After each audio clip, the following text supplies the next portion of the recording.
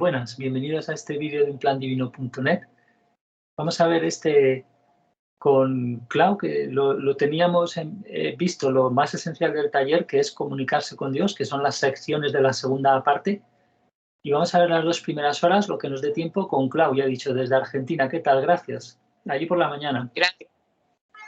Sí, van, la mañana acá hermosa y bueno, con muchas ganas de entrar aquí, a este espacio. Gracias. Muy bien, pues fíjate que, bueno, eso, estamos en esto, como pone en el título, los beneficios eternos de una relación con Dios, de lo que ya vimos, el de comunicarse con Dios. Y esto empieza así. Y lo vamos a detener poco, pero sí que vamos a comentar algo cuando aparezca lo que creo que es un gran vendedor de libros al final. Es un gran autor que un espíritu le sopló todos unos libros haciéndose pasar por Dios que contienen pues verdades que nos llaman mucho la atención, pero mezcladas con falsedades, como el tema de la reencarnación y todo eso. Bueno, luego lo vemos. Porque sí merece la pena que lo hagamos inciso en ello, porque no está claro, nadie lo dice en el taller.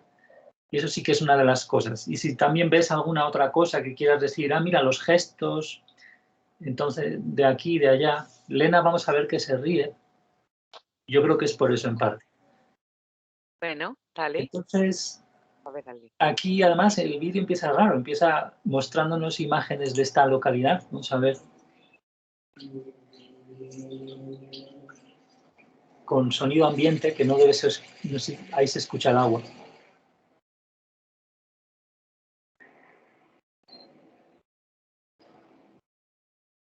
Está en Australia, claro.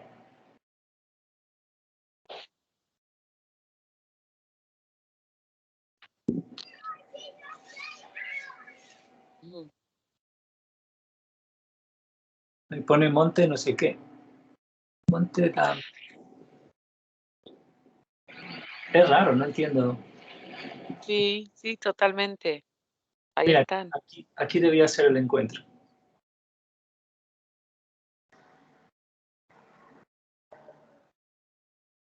Qué lindo ver eso. Sí, el auditorio del obispo pone ahí. Okay. Nice little intermediary. Got a very good subject for you today. Aquí ya empieza. Hoy tengo un buen tema para vosotros. We're very happy to be here in Bathurst, and we've just come. Estamos muy contentos, eso no lo han sacado en la transcripción, de estar aquí en Bathurst, o como se diga, Bathurst. Across from Sydney last week. Y no sé qué, de la pasada semana ahí estuvieron no sé dónde. I don't know, there would have been 50 or 60 people in Sydney, 50. Así que había 50 60 personas en Sydney. People probably that we talked to in Sydney last week. La pasada semana. And had a couple of discussions about spirituality. True. Tuvimos un par de conversaciones sobre espiritualidad, que esas las tenemos que hacer. Son súper graciosas algunas intervenciones del público sobre pseudo-espiritualidad y verdadera espiritualidad, que es los títulos que va a nombrar. Spirituality and pseudo-spirituality, which should be on the net soon. And today what I would like to speak with you about, though, is a subject that's dear to my heart, actually. Ahí está it's ya. Part of the relationship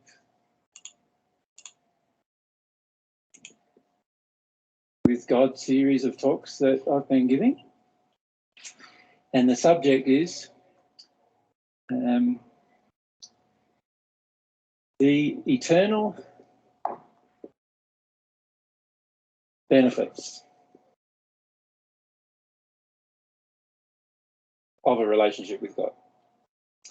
So that's the subject.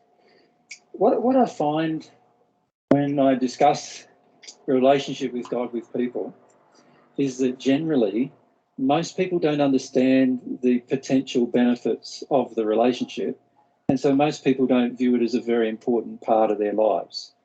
And so this is why eventually religion sort of starts to have this concept of I'll go along Sunday, and that's my contribution or the development of my relationship with God on one day of the week.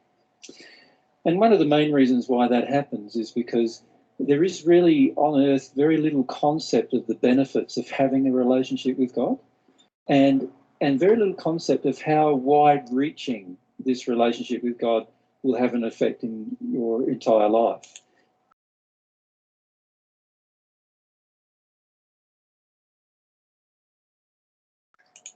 And so that's why when in the first century we called the relationship with God the way. The reason why we called it the way was because it wasn't just something that you practiced occasionally, but it was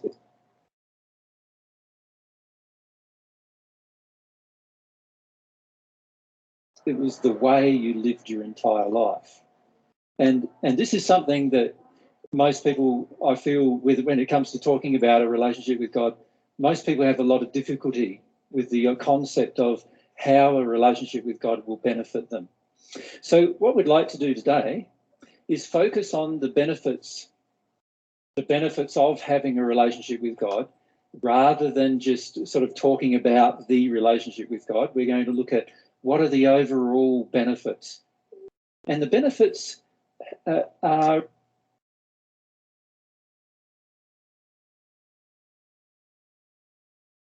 basically, the benefits can be measured in a number of different ways. Firstly, the scope of the benefits is interesting, because the scope of the benefits range from tiny minor changes in our life, so from minor right the way through to massive things that occur in our life as a result of the relationship. And when I say massive, I'm talking about so large that they affect the universe in terms of massive, not just our galaxy or our solar system, but the entire universe. And so the scope of having a relationship with God in terms of the effect it's going to have on the universe itself is actually quite massive.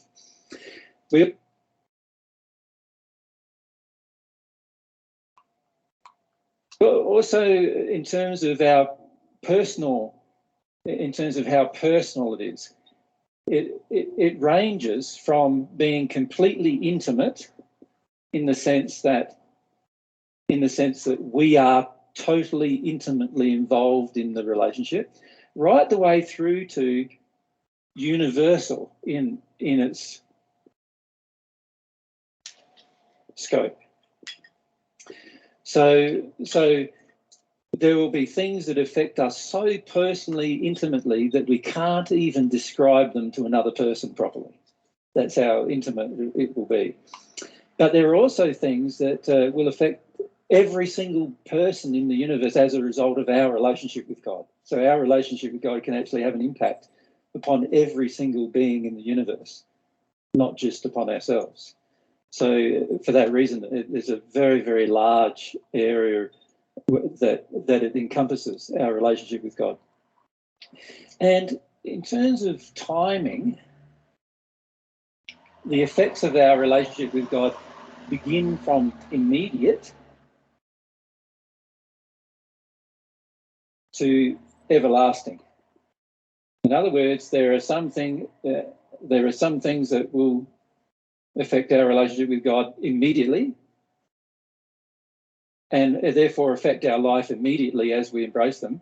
But some of the choices we make in our relationship with God actually are going to have an effect on your entire everlasting future. Some of the choices that you make right now even will have an effect on your entire everlasting future when you embrace a relationship with God.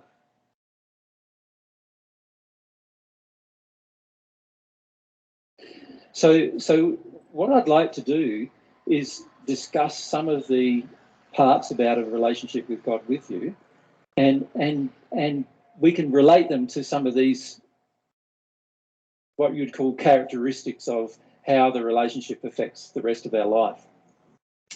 In addition, I'd like to talk to you about some of the changes that occur that we're perhaps not that aware of, or that we've not been potentially aware of, in terms of the potential of a relationship with God and how far it can go. Because most people on earth, again, we have a very limited relationship with God due to a number of constraints that we place upon it. And unfortunately, due to those constraints, we never get to experience the full impact of the relationship with God and what it can do to our lives. And as a result of that, we have a tendency then to put it as a secondary part in our life rather than a primary part of our life.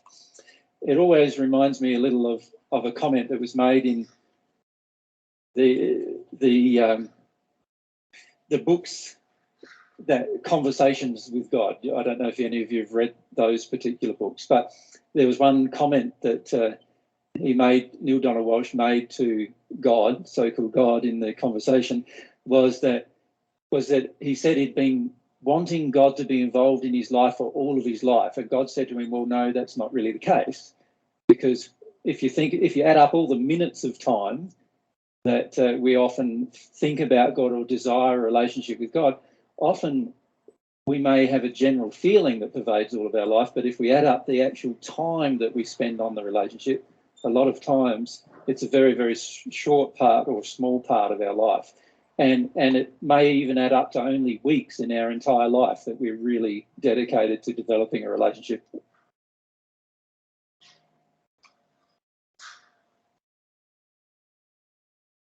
with God. Ahí ya han hecho ese plano de este señor, pero va a preguntar, así que, porque debe ser él, aunque aquí ha dicho Miller, no sé si alguno ha leído eso, es raro, si estuviera el autor mismo que diga eso, es raro, ¿no? Pero ahora me dirás si te parece que es. Porque, ¿sabes por qué hay muchas pistas de que puede? Porque también una vez le escuché a Miller decir que una vez había visto a este señor y el comentario no era muy malo, o sea, era como que el Neil le había dicho como que te andaba buscando durante mucho tiempo, como medio aceptando que podría ser Jesús. Entonces, eso concuerda con la posibilidad, porque bueno, y ya por algunos rasgos más que veremos, puedo poner ya las fotos, no sé si puede ser. Estas fotos del 2003 en la 2007 en la Wikipedia.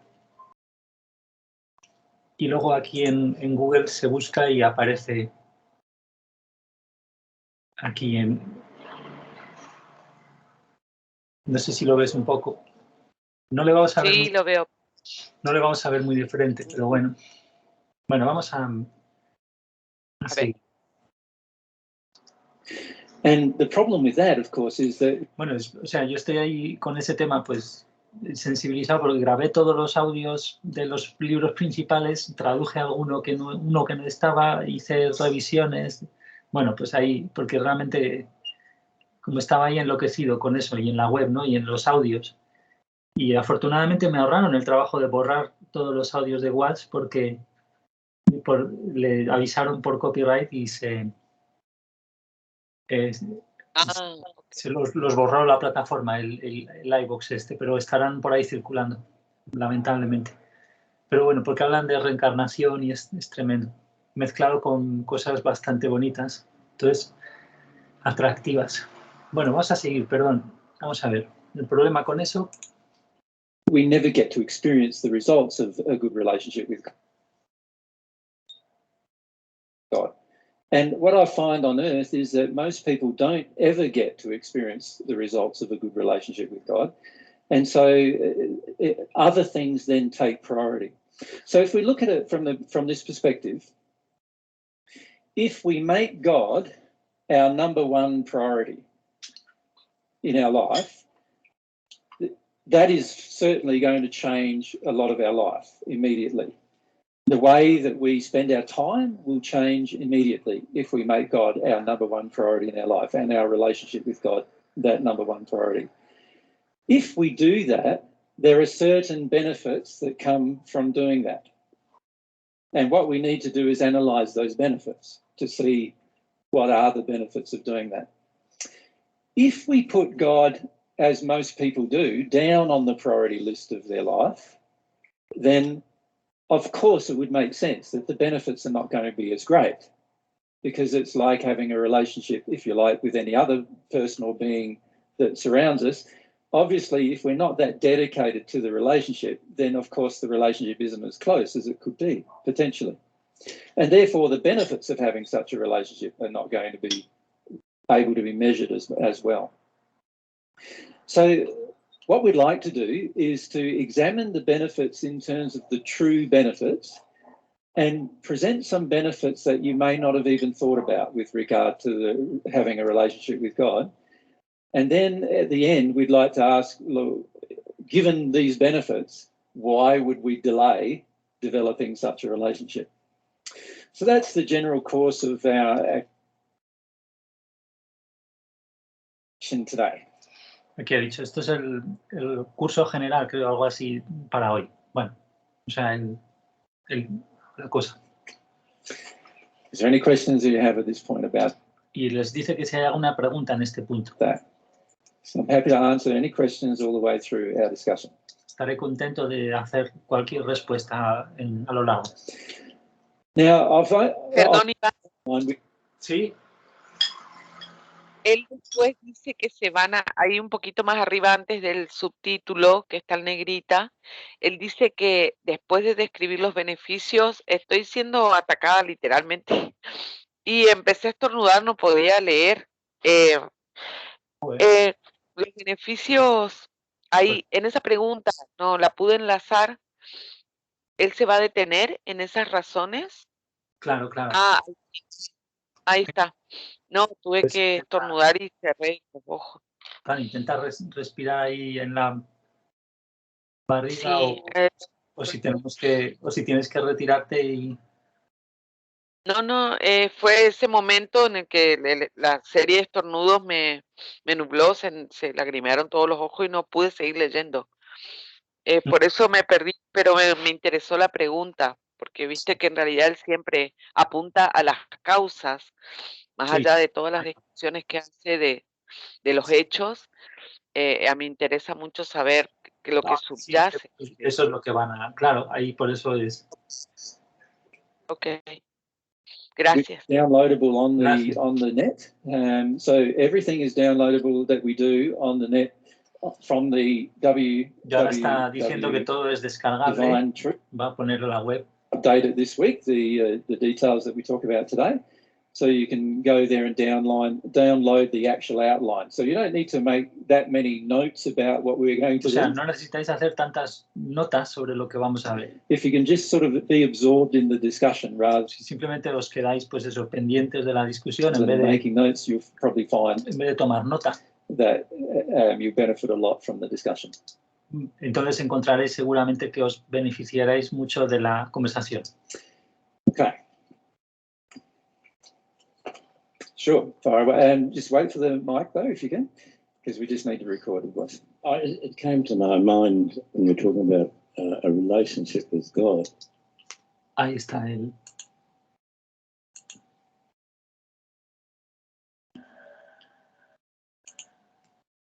No sé, cómo está de perfil. Number one, what are we relating to? How would you find this to relate to? And does the word a relationship with God imply a separation to begin with?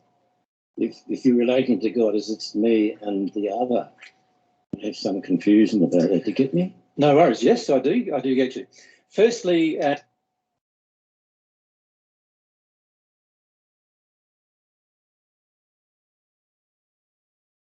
¿qué tal estamos? Si quieres lo dejamos. ¿Qué hacemos? No, fue solo un momento, incluso no lo tenía antes. O sea, fue así como un... Vale. Sí, no, tranquilo. Sí, por eso. No, estoy súper bien, estoy mirando. Fíjate, ¿no? Ahí sí que... Y la pregunta también, Iván. La pregunta es muy directa al tema, al rollo.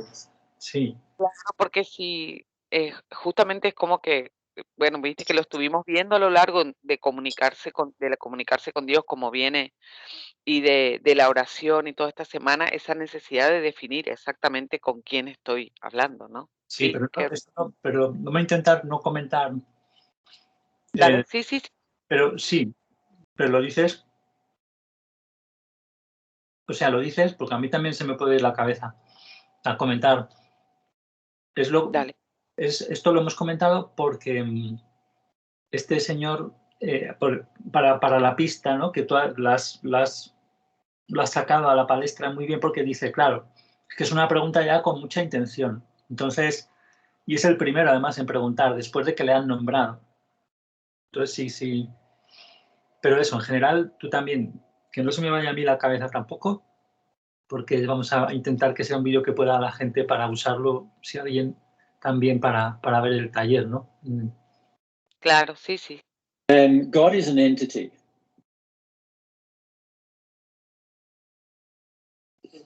A being. Far greater than we are as an individual. In other words, we're very limited as individuals. We have the capacity to grow, but God has already obviously grown enough to have all of this knowledge and all of this wisdom and all this power and all this understanding and all this love as well for all of her creations.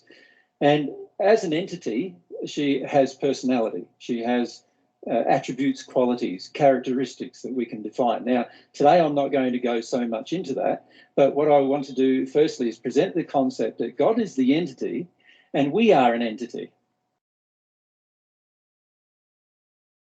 And we have our own individual nature, our own individual qualities, our own individual attributes, our own individual personality, and so forth. That being the case, we can relate to any other entity.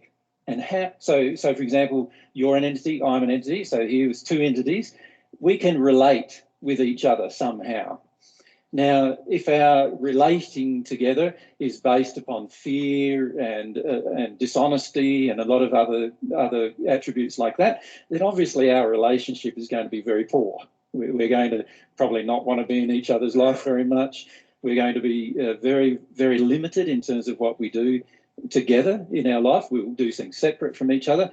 So separateness is only created by our inability to relate with each other in a loving manner. And it's exactly the same with our relationship with God, I believe, in that separateness is only created by our own inability to relate to God in a loving manner. And God is always desirous of relating to us in a loving manner, and of course created us out of love. So when it comes to a relationship with God, God herself or himself, depending on how you want to view God, God can relate to us with love all the time, but our ability to actually have a relationship in return with God is very much defined by how willing we are to embrace that love and have that love enter us, but also have a feeling of love that comes from us to God. Just like having a relationship with a person would be limited by how willing we are to interact with the individual. So if you consider God as an entity or a being, and you are an entity or a being, separateness is only created by our inability to engage the relationship in a loving way. And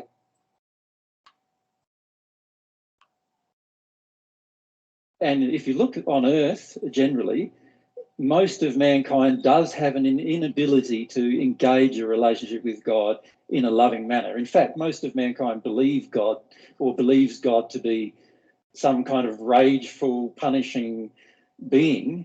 And in fact, most religious forms on the earth believe that to be the case. And so immediately they're saying that God is not the loving creature that God knows herself to be.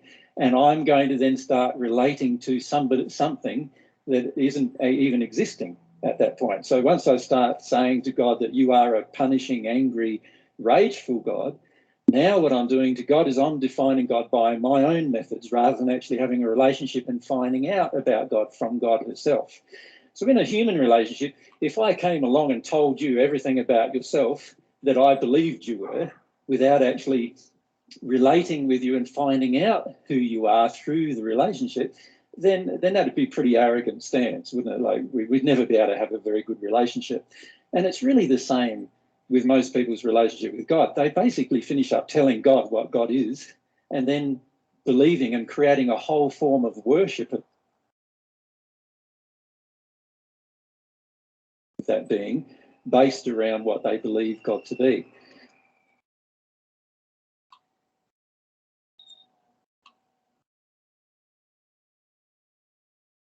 So what I'm suggesting instead is that we are an entity. God is an entity. We have separate attributes and characteristics which we can share. There are certain things, qualities that we can share. Love being the greatest of those qualities, if you like. And what we can do is engage the process of allowing God's love, so what I would call the divine love that comes from the divine, to enter us, and then also having feelings of love of our own, and therefore feelings that we establish towards God, that God then can feel. So I can feel God's love entering me, and I can also feel my love for God and actually feel when God accepts that. And of course, God's going to accept that all the time because God's not injured in love. And so our relationship with God is not dependent upon God. It's actually dependent upon this entity, us, whoever we are. And any separateness we have from God is completely constructed by our own inability to engage that relationship in a loving manner. Does that make sense? So my feelings are more that God is an entity, a being with whom we can have a to and from relationship. In other words, with whom we can feel feelings from and have feelings towards. And whether that actually occurs is completely dependent upon myself and whether I'm willing to engage that relationship in a loving manner.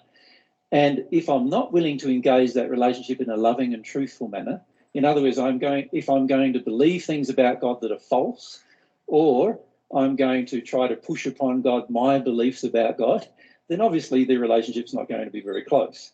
But if I can accept God's definition of God into myself from God through this relationship, then I can have a very, very close bond with God.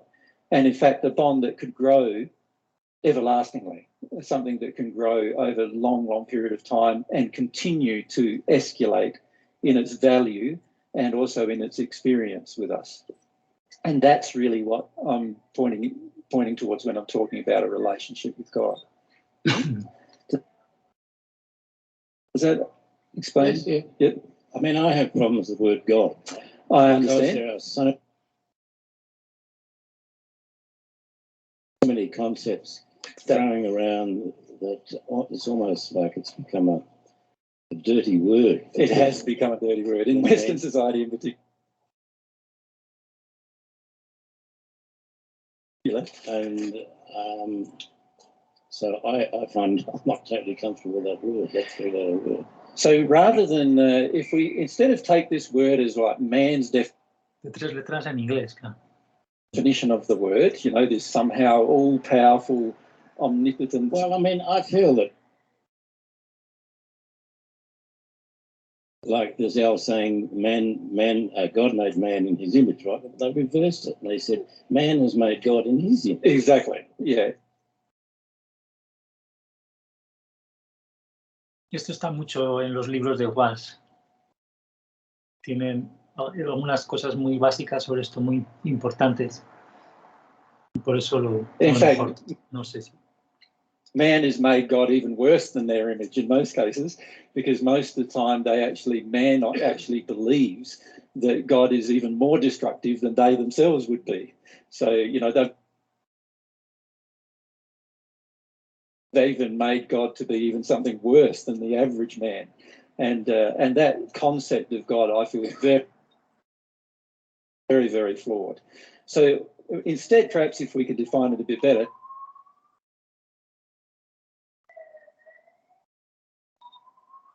God being the creator of the universe and therefore the creator of us is the being I'm speaking of, basically who is the source of all life and our existence, and in fact the source of all laws as well, in terms of universal law, not the laws man creates, but rather the laws that are present in nature. And so the creator or source has personality. In other words, it's a person, it's a being that we can connect to and actually feel the nature of through the connection. And that's what I'm talking about when I'm speaking about God. That person is also separate to me in the sense that we are different individuals. I can have a will that is in opposition to God. So in other words, this God has their own will, its own will, and I have my own will, and sometimes I can exercise my will in complete opposite direction to what God would like to see me exercise my will if I was in harmony with love.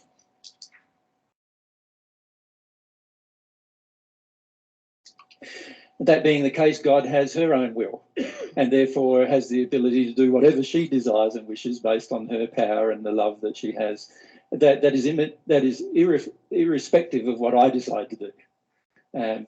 So that being the case, when this entity, me, decides to somehow try to develop a relationship with this entity, God, the entity that existed before the universe even existed itself, then when that occurs, I can somehow enter this relationship where I receive feelings from God, and I can also enter this relationship in a manner where I can feel feelings for God that God then also receives and feels. And that's what I mean by a relationship.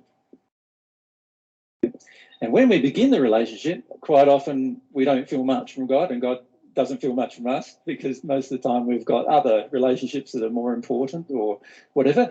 But over a period of time, as we recognise the importance of this relationship, and one of the reasons why we do is understanding the benefits of it, once we develop this relationship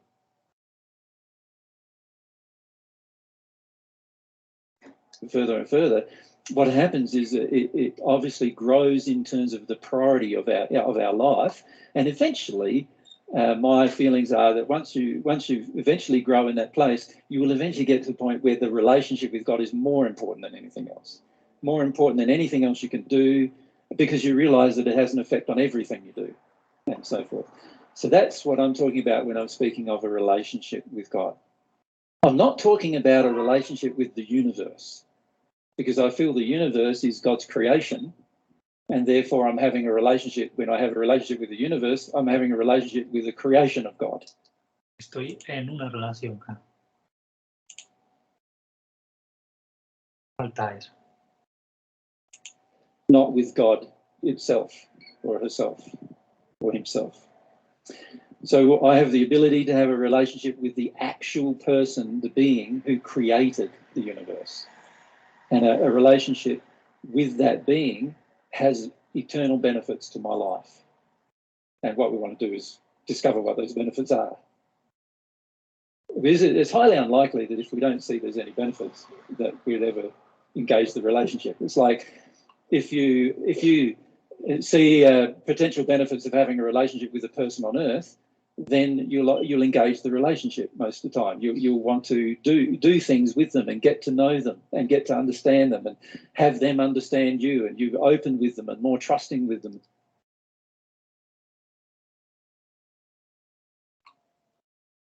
And so forth, because you can see the benefits of doing so. But if there was no benefits to doing so, if there were no benefits from addressing a relationship with an individual, then you wouldn't decide to generally address the relationship most of the time. For most of us, that would be the case. And I'm suggesting the same thing really happens with God. If we don't see the benefits of having a relationship with God, then we have a tendency to have relationships with everyone else other than God until such a time as we see the benefits. It's a good question. Ahí le ha dicho, es una buena pregunta. Okay. So any other questions before? Now, bearing in mind that this being is the creator of everything, there's got to be some pretty major benefits of having a relationship with such a being, if this relationship is personal and not just a general idea or concept. So I would say the very first thing that we need to discuss is what the major benefit is. We have a relationship with the actual creator, or the potential of having one, with the actual creator of the universe. Now, the creator of the universe knows everything that's inside of the universe,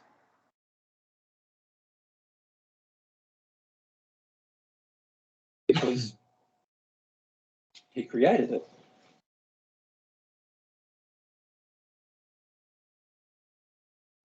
Now, if I have a relationship with that creator, I then have the potential to somehow learn everything that he knows. And if I have that potential, then in the end, I can get to know everything in the universe as well. Absolutely everything. How scientifically, mathematically, creatively, everything that's possible that we can engage, because this creator knows everything and has created the potential for everything in the universe that we live in. It would make sense that if I have a relationship with this person, this being, then I have the potential to learn everything from that being through this relationship.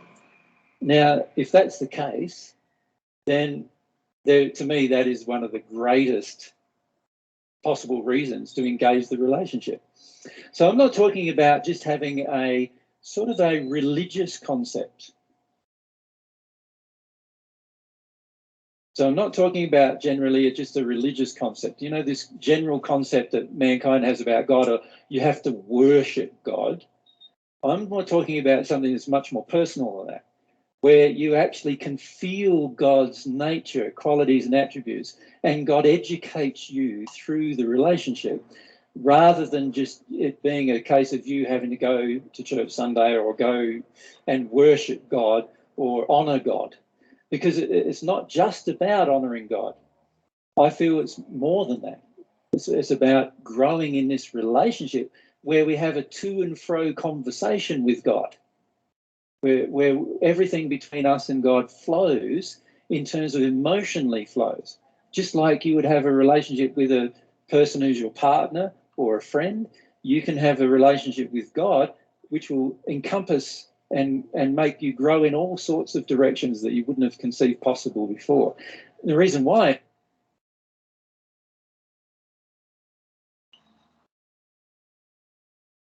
is because God knows everything where we live, and God knows everything about our body. God knows everything about our spirit body. God knows everything about our soul. God knows everything about our personality. God knows everything about the world in which we live. Scientifically, he knows everything that he created. He created the mathematics and the science. He knows all of those things. So the more I come closer to this being, God, who knows all these things, it would logically make sense that I will also grow in my knowledge of exactly those same things. And it would be much easier for me to do so than connecting with any other person.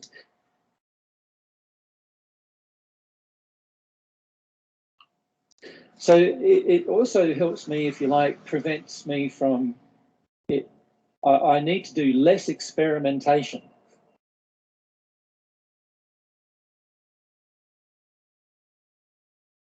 When I say less, what I mean by that is, in my life, the way I generally learn is by experimenting, right? I experiment with something, a concept, an idea, and eventually I test it through a lot of different actions that I might take. And eventually I arrive at generally what I believe to be true as a result of those experiments.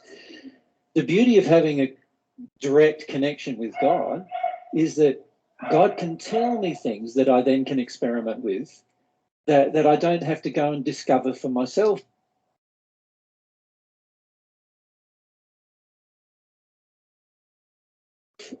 As much. And what that means then is I have the potential to learn more rapidly. I have the potential to learn about the entire universe much more rapidly than I would by having to experiment on my own right. Does that make sense? I could potentially learn directly from the being who created it, and therefore understand it much more easily than I could have potentially understood before. And so that then makes things a lot more, it makes my growth a lot faster as a result. I can grow faster and grow towards understanding things faster through this relationship. Is there any questions you have about that? So how do you... Aquí les está incitando a hacer preguntas. You guys feel about a relationship with God? ¿Cómo sentís realmente con una relación con Dios? Like in terms of a concept. En términos de concepto. Like, I just reflecting that it's about having the willingness to learn from God, because in my self-reliance, the way I've done everything in this life is not to ask anybody anything. Yeah. Just live by trial and error. Exactly. And my observation is that that's what most of us do. Yeah. And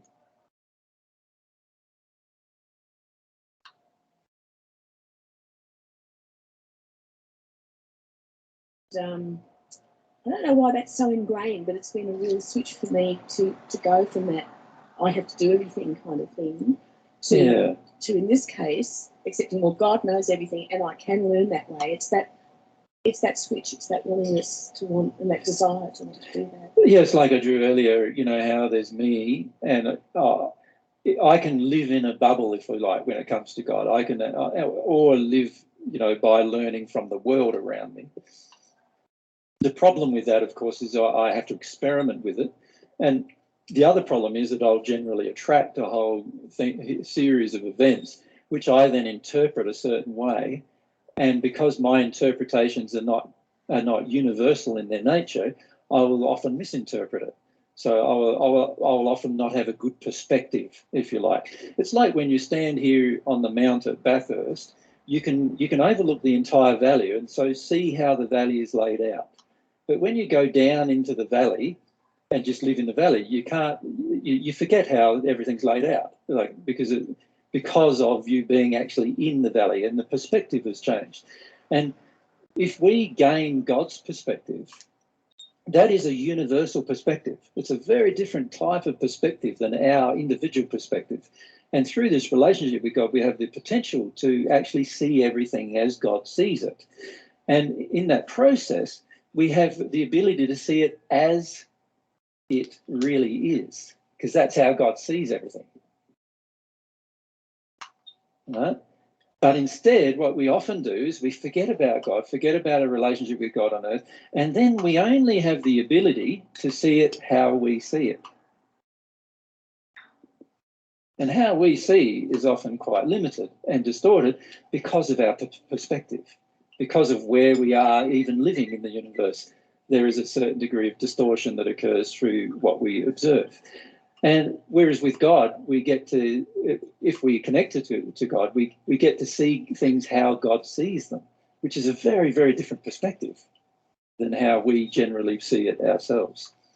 And I feel that's a major benefit of our relationship with God, to actually begin to see things as they really are, rather than how I interpret them to be.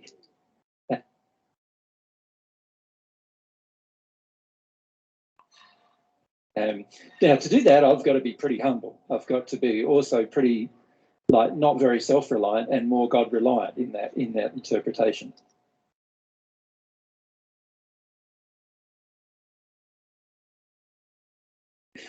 But again, if I have a relationship with God, I could even develop those qualities of being less self-reliant, more God-reliant, more humble in my relationship with God, more willing to learn like a student, rather than thinking that I know everything and therefore don't need to be taught anything, those kind of things. And if I have a relationship with God, then I'm completely free to be taught everything that's possible to learn in any possible direction or passion that I have. And that includes music, art, science, mathematics, any passion you can consider. We have the ability to learn the truth of it and ability to utilize it in a loving manner if we connect to this relationship with God.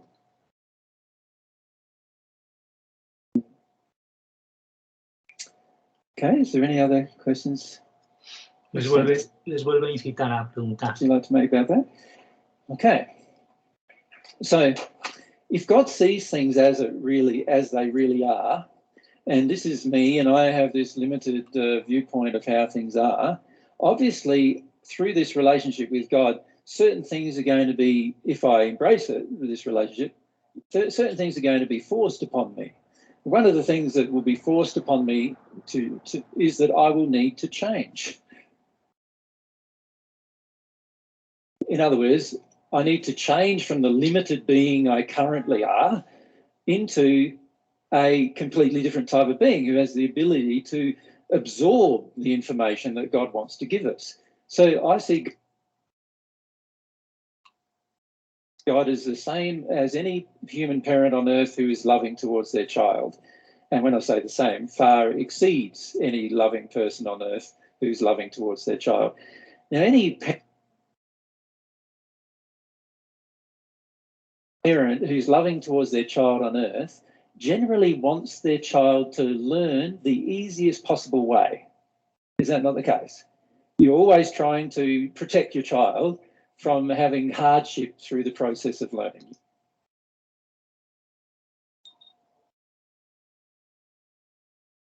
You want them to learn even from your own experience to a degree, so that they don't have or embrace the same problems that you've had to experience in your life with learning.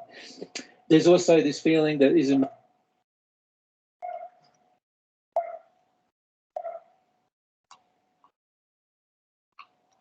most good parents on earth who are loving towards their children, that they would like the child to even exceed their own understanding of things in the long run.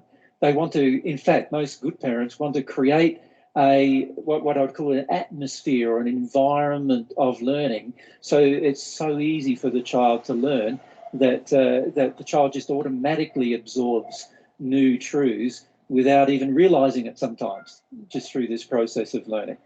And I feel God is far better than the average parent on earth.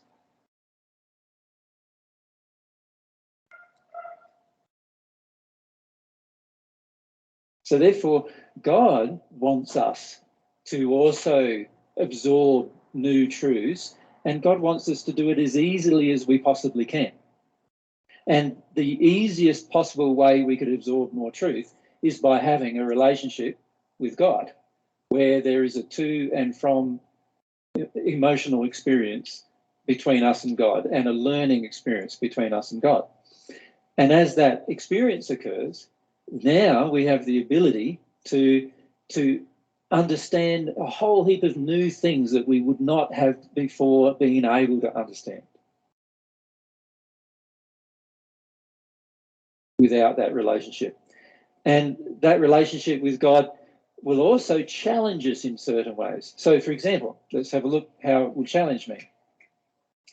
There are some truths that God knows, and obviously, if we can put it even more defined than that, there must be an infinite number of truths that this being must know to create what seems or appears to be an infinite universe.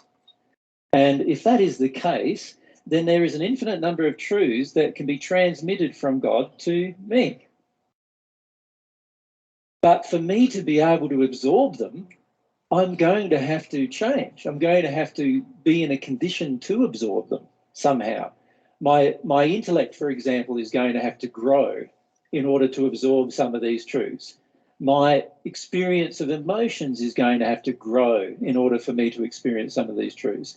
Because if it doesn't grow, then how can I get the truth from God that God already experiences and knows without there being some kind of growth on my part? So what I see is one of the benefits of our relationship with God is that it causes me to grow.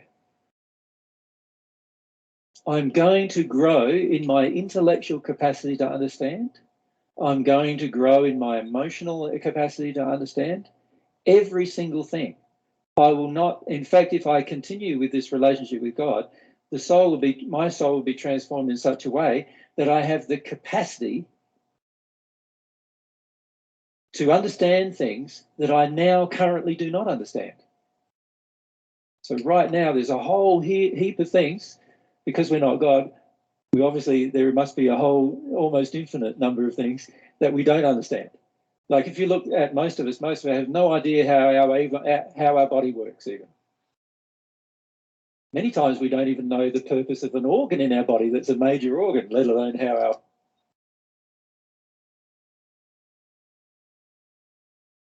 our entire body works. When we get sick, we don't understand why most of the time. We blame it on a flu or a virus or something like that, but we have no understanding of why we caught it. Because if we understood why we caught it and understood there is a cause, we would remove that cause and then we'd never catch one again.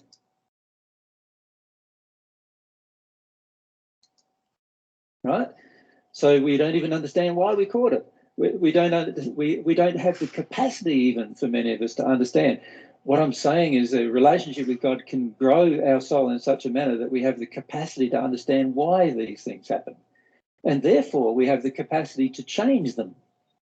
We have the capacity to influence our life in so many different areas of change as a result. Does that make sense? Okay. Is there any questions? Nuevamente les pregunta, ¿ves? Esto no es tan, es más exagerado que otras veces. We're all just sitting there quiet. Is this Les dice, ¿estáis muy callados? because you're bored, or is it because you're absorbed? ¿Estáis absortos o algo así? ¿Estáis? Hopefully. O sea, espera como que estén callados porque realmente les interesa y no por... So, with our relationship with God, then, there must be quite a lot of benefits of engaging the relationship. So what I would like to do is talk to you about the benefits of engaging the relationship in a lot more detail, rather than how to engage the relationship. I've given many other talks about how to engage the relationship. What I would like to do today is just discuss the benefits of engaging the relationship with you. And I feel that if we understand the benefits, it gives us a greater motivation to engage the relationship, rather than just sort of sitting back and waiting for God to do something to bring the relationship to us.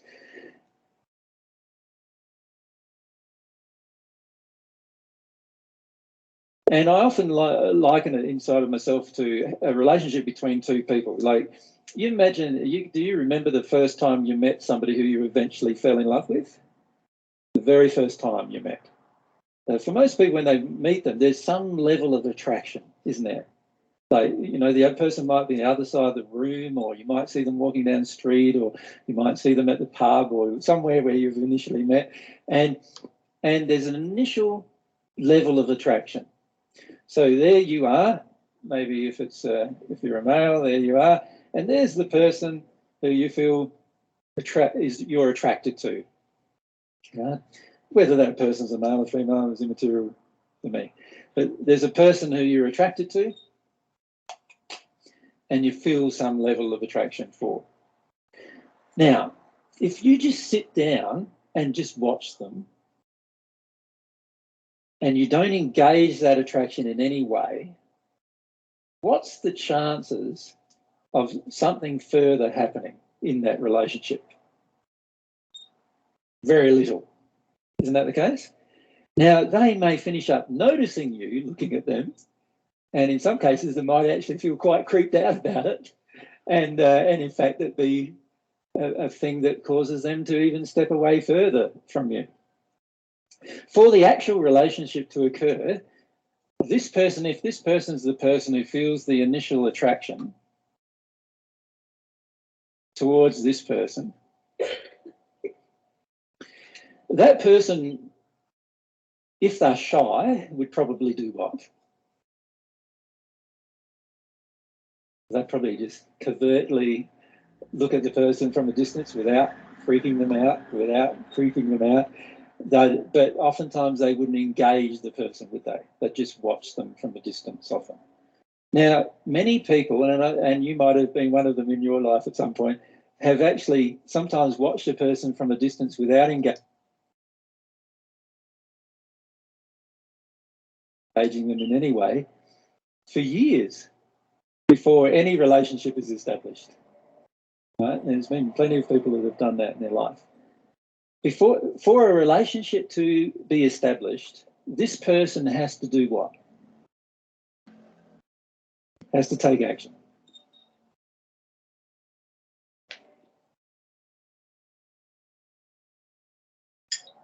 And what does that action involve, generally?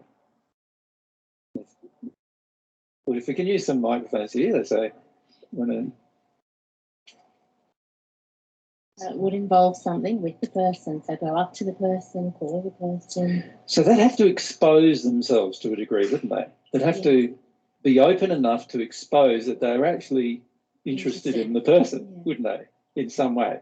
So there'd be a degree of heart being exposed, wouldn't they, in that process? They have to expose themselves through this action somehow.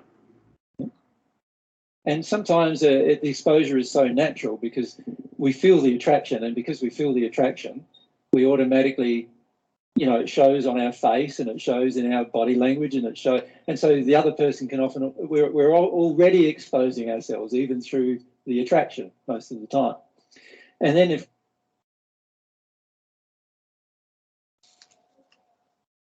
aquí vale también, incluso solo ya con la atracción, solo ya debido a que tenemos esa atracción, ¿no? Incluso en vez de ya, bueno, ya nos estamos exponiendo solo inevitable, ¿no? Como... When we take further action about it,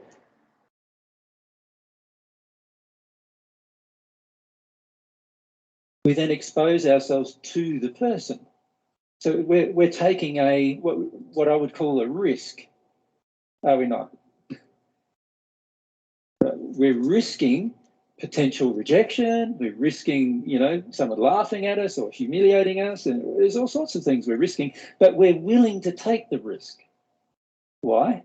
Because we feel there is going to be some kind of benefit to doing so, whatever that benefit would be. Now, if we take action and we take that risk and we let our attraction be known to the other person, then having a relationship with that person is dependent upon them also feeling something in return, is it not? So they would have to feel some kind of attraction or at least some kind of interest in order for us to spend more time together and start to get to know each other and so forth. That would have to occur at some point.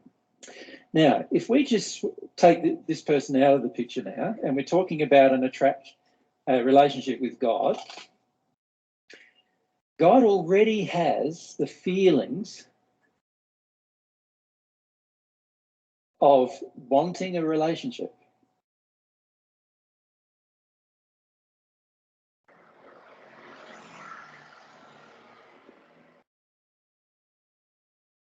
In other words, God already has the feelings of love for us, of compassion for us,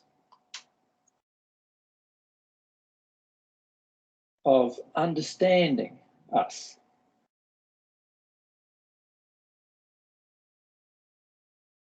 And so forth. There's all these feelings that God has for us already.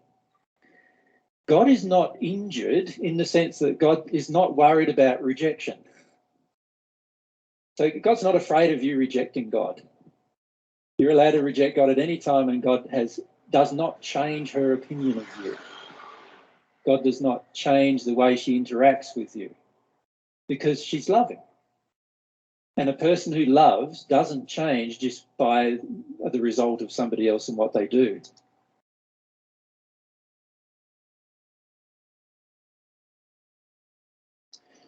So you can cheat on God, for example, if we could use that term, and God would not be upset.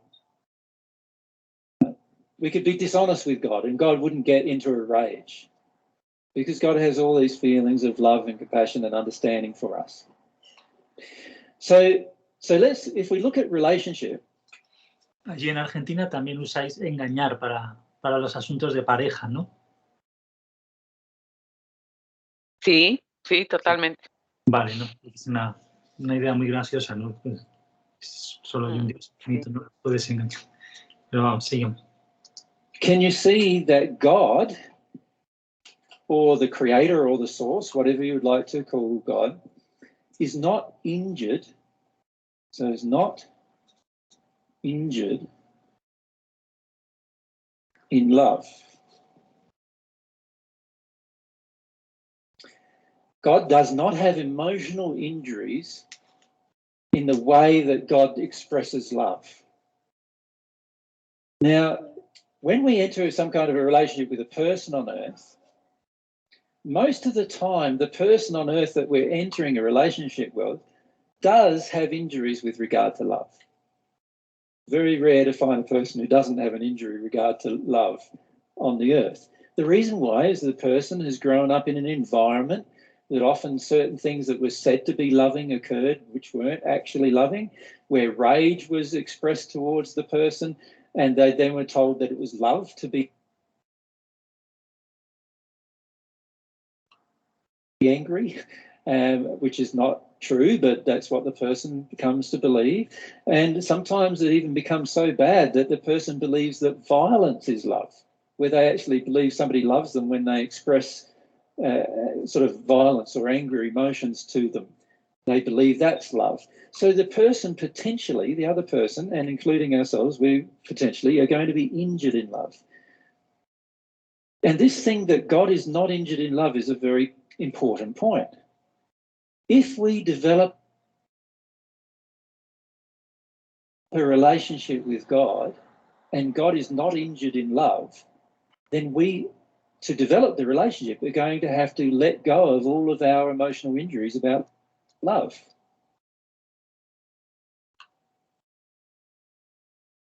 To actually have the relationship.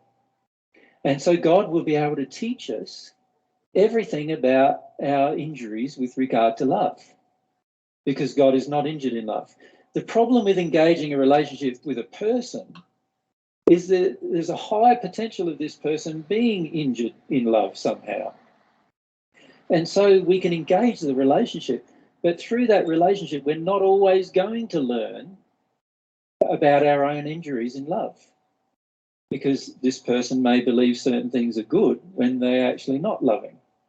And we may finish up taking on that instead. But when we develop a relationship with God, because God's not injured in love, I know that if I can't feel God's love, there's got to be something wrong inside of myself that's blocking it, that's rejecting it. And if I can't feel God's nature and qualities and attributes, there's got to be a reason inside of myself that causes me to not feel those particular things. And so what that does is this relationship then can teach me.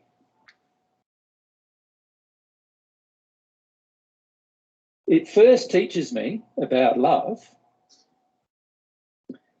right? Because God's not injured in love. If I cannot feel love coming from God, there's got to be a reason inside of myself that I'm blocking it. But it also finishes up teaching me about other things like truth, for example, universal truth, knowledge, the knowledge of the universe.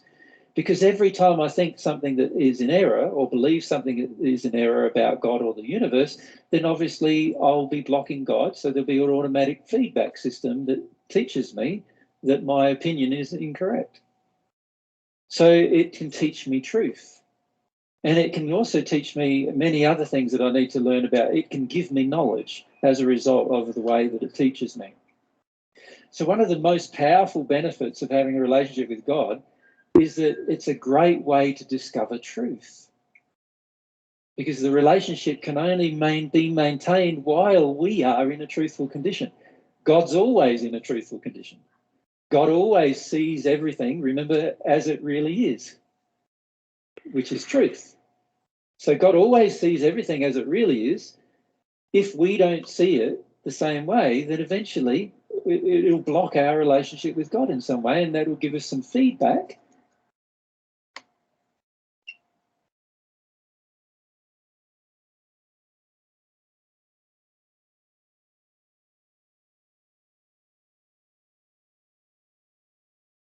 And that'll tell us that we're out of harmony with how things really are from God's perspective. So we can learn. Aquí he añadido con cómo son las cosas realmente, desde la perspectiva de Dios. Son sí, no es lo mismo. And everything about how things really are through that relationship. And I see that as a major benefit of having a relationship with God.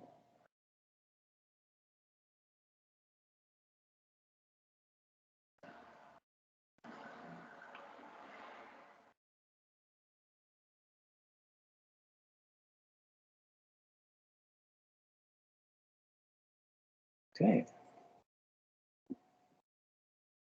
Any questions about that?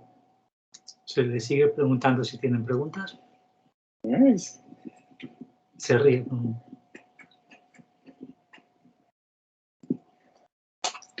seguro que se te ha ocurrido, las cosas te han venido a la cabeza sobre el tema de la verdad, que en el 2017 podemos invitar a la gente brevemente que si está escuchando esto, los vídeos que recientemente hemos hecho habla del órgano de la conciencia un poco y los audios de hace unos meses también, pero justo hablaba de que la relación es directa, ¿verdad?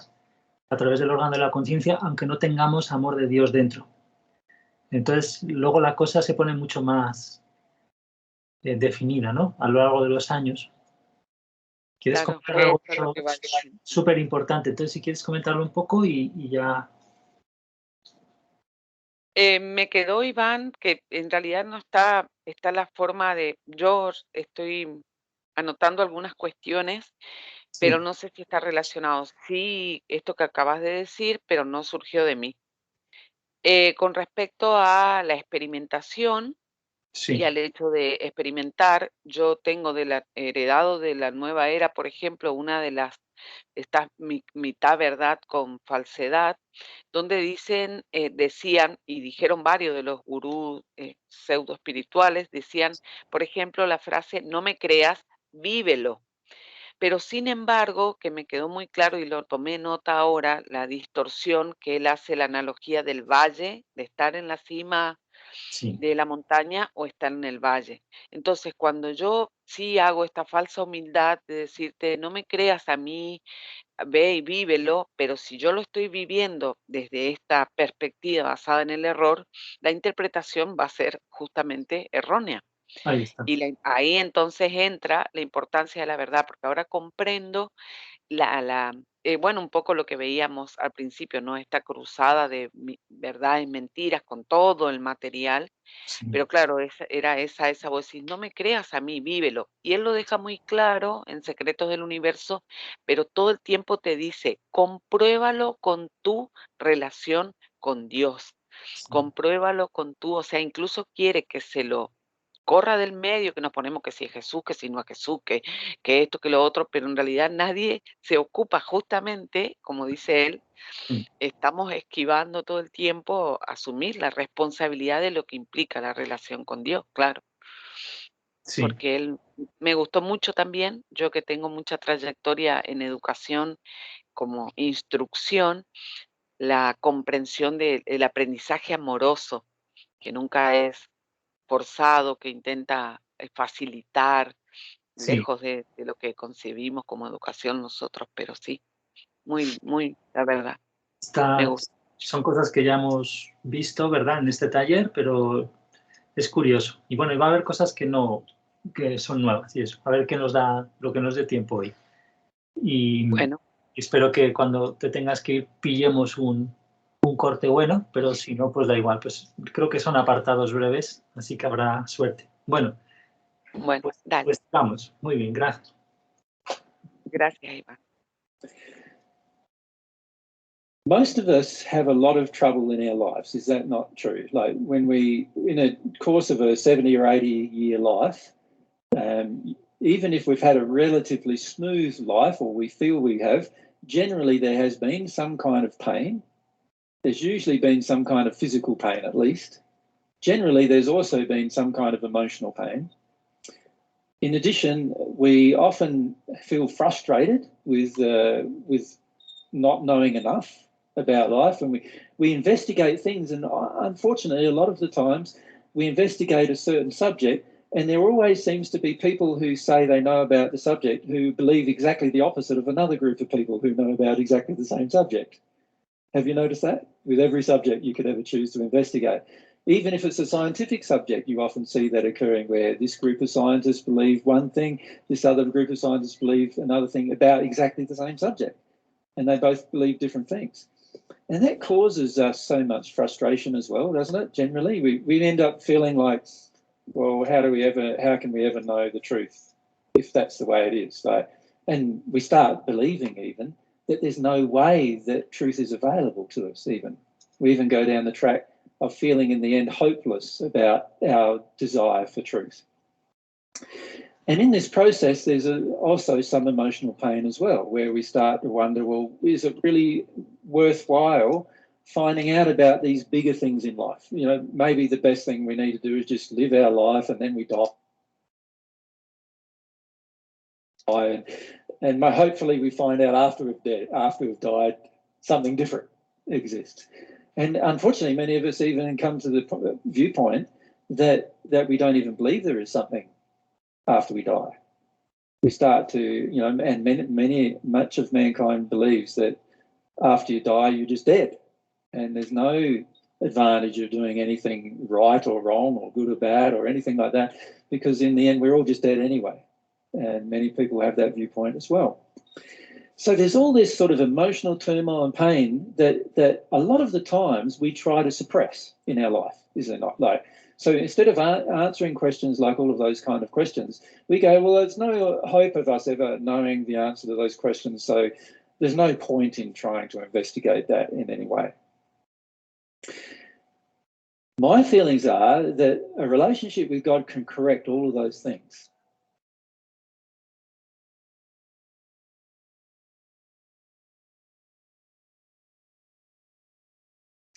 Firstly, let's look at the physical side of things.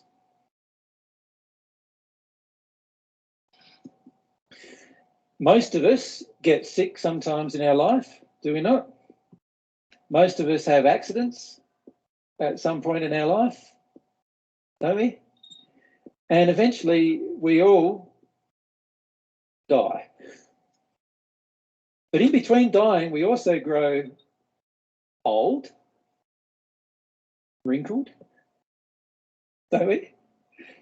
As we grow older, we get more wrinkled, and we look at our reflection in the mirror and go, gee, I wish I had what I know, but the body was still 25. Isn't that how many of us feel when we look in the mirror? We'd like to have what we know, or what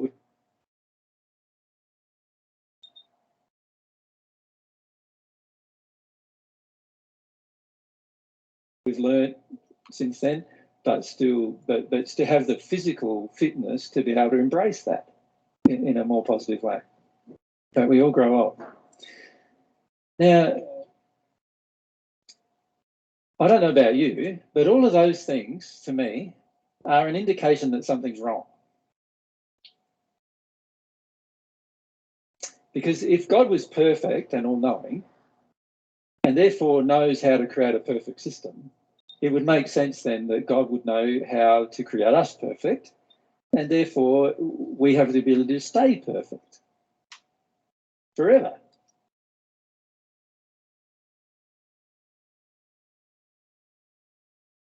We have the ability to stay alive forever. And in fact, scientists have no idea why we die, actually.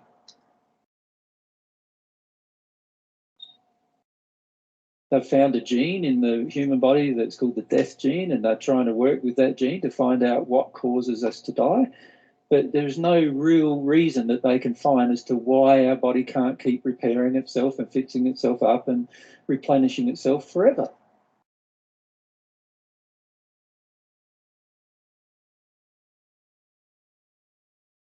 They don't understand why we die. And I feel that all of that is an indication that God made us to not die.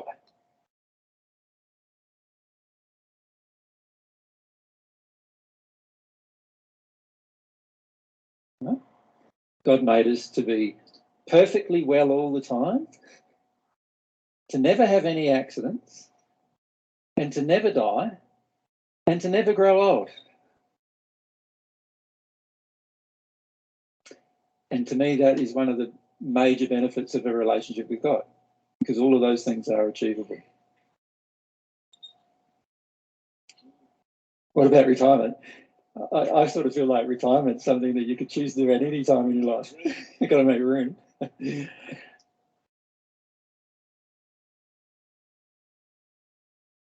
But the beauty, if you look at the universe itself, though, from a purely physical perspective, there is a huge amount of room in the universe.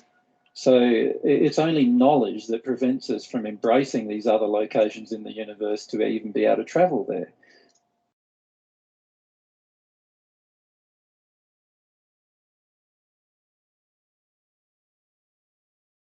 So there is no real physical reason why we would need to die, because in the end we could travel to other locations in the universe and be in those locations and live there if we had the knowledge.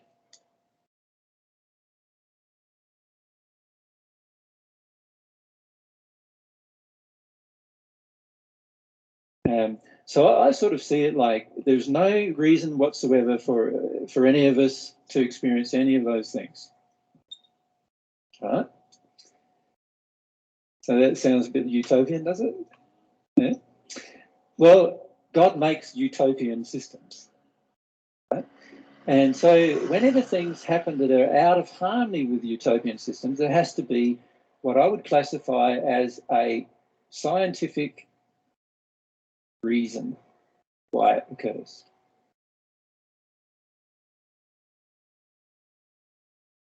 There has to be a reason why we get sick. There has to be a reason why we have accidents. There has to be a reason why we die. There has to be a reason why we get all wrinkled and grow old even. There has to be reasons. Right?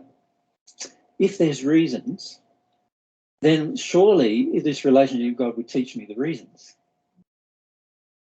God would know the reasons, wouldn't he?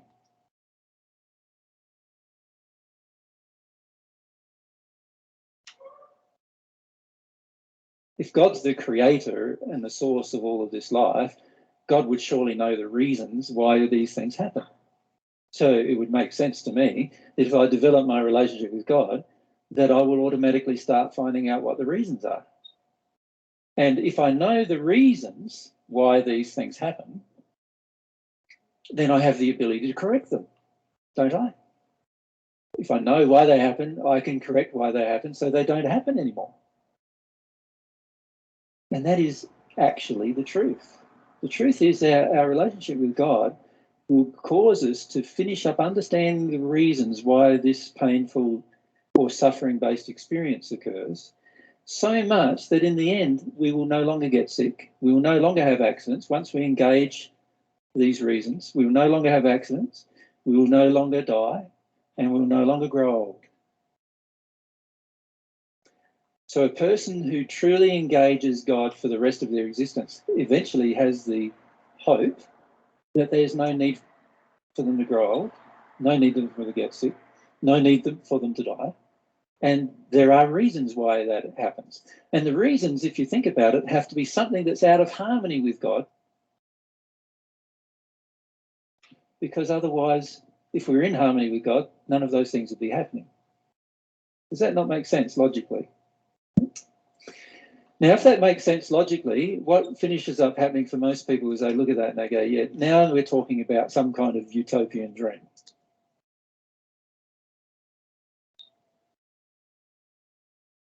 Okay. And in fact, I feel that these things, sickness, accidents, death, growing old, are all many times the reasons why people no longer believe in God.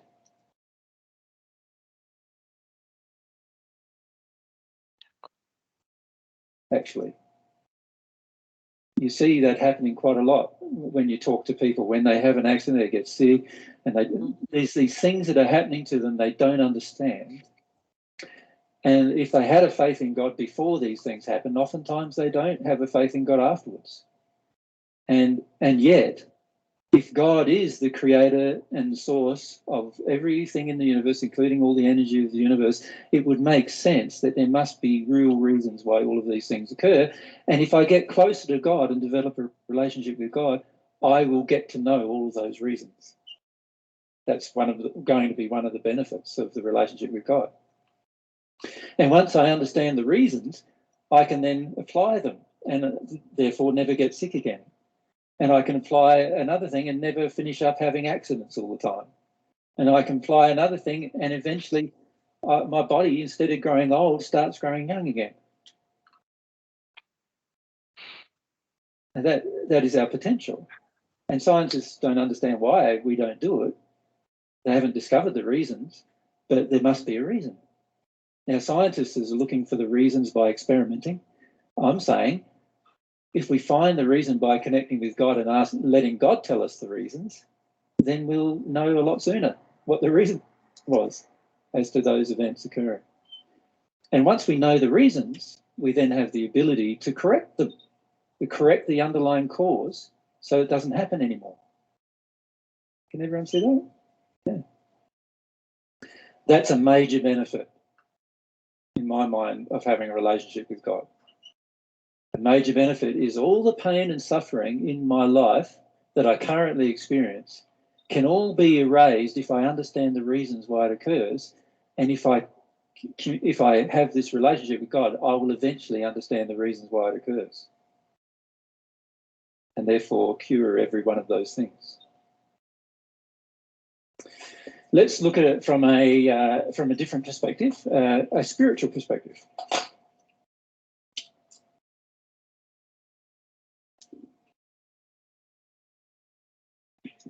After a while in this relationship with God, I come to understand that not only do I have a physical body,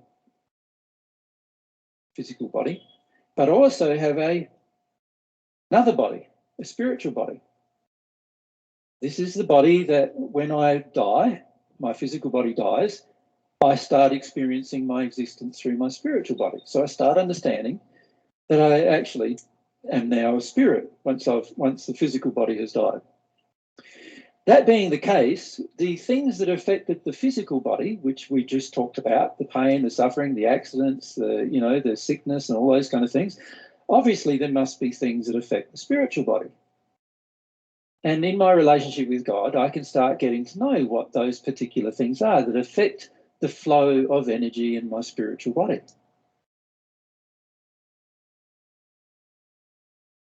The things that affect me spiritually. And so what I start to see through this relationship with God is that I don't just have one body anymore. I have two. And in fact, there is even a third thing that I have. But we haven't discovered that yet. I might say. Initially, we usually discovered there's a spirit body. Aún no hemos descubierto, pero lo hice en plan dentro de la presentación y añade la coletilla, debo decirlo así, ¿no? Para nosotros aquí ahora. And then we start understanding how this spiritual body works, how the actual body itself, the spiritual body, the second body that we actually have, which is all of us right now have, and even all of the spirits that are with us here today have as well. We start understanding how it works. So when it has different problems in it, energetic flow problems in it, we can start understanding the reasons for it. What is actually occurring? What's the underlying reasons why this spiritual body is not functioning properly? So just as there are pains in our physical body, there is also pain in our spiritual body that we can begin to address and understand. We can understand why the energy doesn't seem to flow in certain parts. We also see the relationship between the spiritual body and what happens in the flow of the energy of the spiritual body and the effect that that has on the physical body.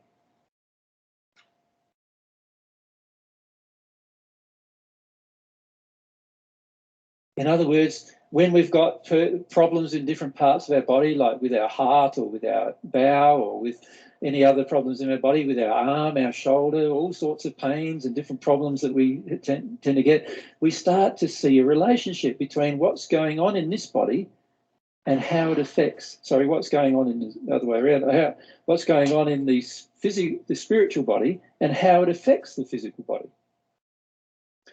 So we start learning about things like energy and how it flows. And we start being able to do things with this spirit body, including travel with it. So, for example, I know farmers who now, they check their fences, not by driving their four-wheel drive over all their fences, but they lay down on their bed and they go out of their physical body into their spiritual body, and then they fly over all of their fences. And they check their fences. And any that are broken, they know exactly where to drive to. And sure enough, they drive straight there, and that's where it's broken. And they fix it up. And it saves them lots and lots of time. Because they understand how the spirit body works and what goes on with the spirit body and how you can utilize your spirit body in terms of experiencing your life. Ay, me quedé helada con eso. Si quieres lo terminamos ya Claro. para No, el resto. No, pero está bien. no sé cuánto falta. Es que no, falta 1 hora, entonces para dejar Ok, para otra porción equivalente y ya podemos comentar un ratillo y ya está. claro. Ahí entra el alma ahora. Claro, ahí entra. Sí, y van a entretenerle mucho, va a ser bastante gracioso porque se va a notar la resistencia a hablar de Dios, porque se van a empezar a liar con el alma gemela por todos los lados y eso. Ok. Y bueno, luego van a tener, Bueno, sí. y van a decir cosas interesantes sobre el alma gemela.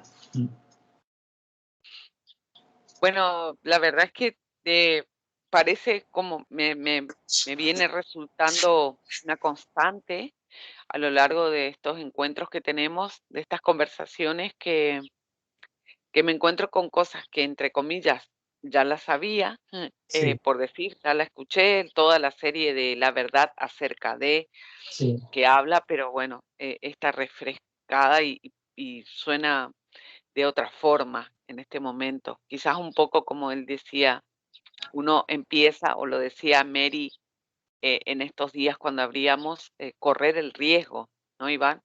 sí. Por ahí un poco de atrevernos a esto que implica abrir el corazón, ¿no? Cuando uno es el que toma la iniciativa a restaurar este vínculo. Qué hermoso. Pero, por ejemplo, el hecho de la posibilidad física que nos parece tan increíble de vivir todo el rato que queramos, que nos empiezan a venir los pensamientos de escasez del mundo, porque pensamos, como ya está el mundo muy tocado, pensamos que entonces no cabemos y todas esas historias que no tienen sentido si el mundo hubiera sido de otra manera. Entonces, en ese sentido, por ejemplo, te refieres a eso, que ahora ya hemos hablado a veces de esta cosa tan rara, pero ahora entra de otra manera y nunca está de más repasarlo porque es una manera de rezar, digamos, para nosotros vamos a tener esa relación tan íntima de la que he hablado con Dios cada vez más y la verdad es que, bueno, eso es una cosa como muy graciosa para agradecer, ¿no? Y abrir el corazón a Dios en el sentido de que ella no hizo la creación tal como la vemos ahora para todo eso. Sí, sí, totalmente. Siento que bueno, asocié esto que decía con la analogía de cuando nos atrae una persona, el miedo a ser rechazados o la vergüenza y bueno, justamente que son las heridas que uno tiene y lo que dijo él justamente para poder hacer una relación, hacerme cargo de esas heridas en amor, porque todo este tiempo le estuve proyectando a él, que es lo que descubrí un poco experimentando, que estuve proyectando a él esas heridas, claro. Y entonces comprender que de alguna forma este concepto de amor que él pone, que es amar, que él no cambia eh, cuando el otro cambia o decide hacer otra cosa, que es lo que nos cuesta creer, ¿no? Es como que sí, yo Sí, sentí esa apertura o ahora muy recientemente, digamos, a poder contemplar esa posibilidad de ser amada, sí. básicamente. Ujú. Y Recién contemplar ahora. y empezar a practicar la fe en el sentido de hablar dentro de nosotros en cualquier momento del día, porque realmente si no lo hacemos, en general estamos cultivando la creencia de que Dios y los guías celestiales son impotentes o Dios no es infinito y los guías celestiales no tienen tiempo, todo ese tipo de cosas, ¿no? Estamos todo el rato en realidad proyectando ese tipo de sentimientos de carencia cuando no estamos 24/7 en esa actitud de oración, que es la que poco a poco estamos asimilando que es posible. Sí, sí. Como de Y hacer cuando, hacer un espacio de intimidad, de cuidado, sí, poco a poco. sí, la verdad es que se siente, más que pensar, ¿no? Se Sí, siente, es así, se pero hay que siente. ejercer la voluntad ahí, hay que ponerse, Sí, acuérdate, fíjate, acabamos de ver ahora justo, empezamos a ver la serie sobre preparar el alma y esto que nos decía de la sinceridad y el esfuerzo. Que esfuerzo la tenemos relacionada con cosas muy feas, pero este esfuerzo es muy bonito. El esfuerzo de acordarse todo el rato de lo bueno, de las cosas que empiezan a alimentar la fe y empezar a hablar dentro, a reconfortarse en alguna manera, que no sea simplemente adictivo, pero porque esto que estoy diciendo también tiene una interpretación adictiva, ¿no? Pero en el sentido ese, ¿no? De que no estamos solos, pero que es real, ya tenemos experiencias poco a poco, todo eso. Y que sea una cosa tuya, ¿no? Sin embargo, las otras canalizaciones, pseudoespiritualidad, otras historias, muchas veces, aun con disfraz de autorreferencia y todo eso, en realidad nos están abriendo a espíritus o abriendo a tercerizar con la mente, como que eso, los pensamientos crean mis emociones y cosas así, todo el rato que se hacen en plan dogma y cosas. Sí.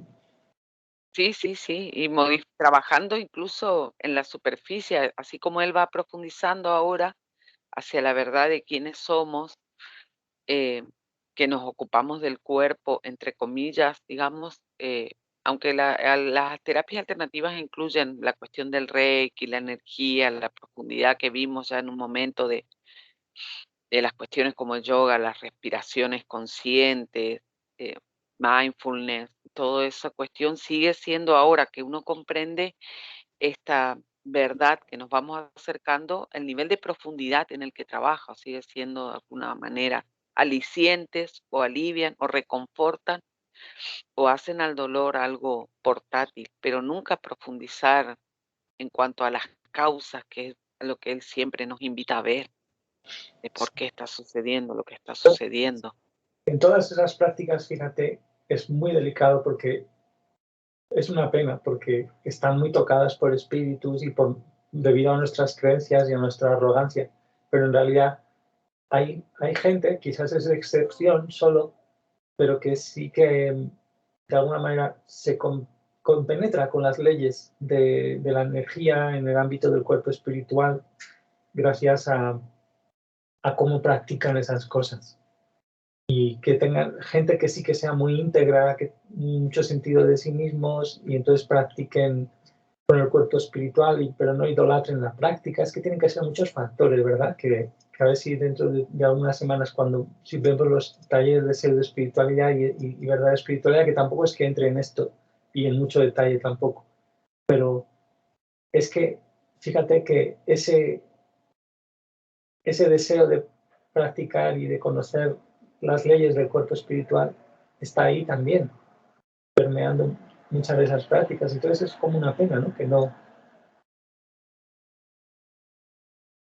Sí, yo que practiqué estar en el presente y hice una formación, pero, por ejemplo, jamás vinculé lo espiritual en cuanto a la influencia de espíritus, a mi apertura, a mi relación con ellos, básicamente, que ahora modifica todo para mí. Y esta preparación que hablábamos un poco ayer del cuerpo, de reconocer, digamos, si favorecemos o no, o sea, todo este reconocimiento en cuanto a una sola cosa, por decir, a que todo está vinculado, pero que sigue siendo simplemente un reconocimiento en cuanto a que, por ejemplo, ahora que cuando empezó el video, en una parte empecé a estornudar como si algo realmente que me provocara la alergia, ¿viste? Cuando que suele suceder en primavera, ese estado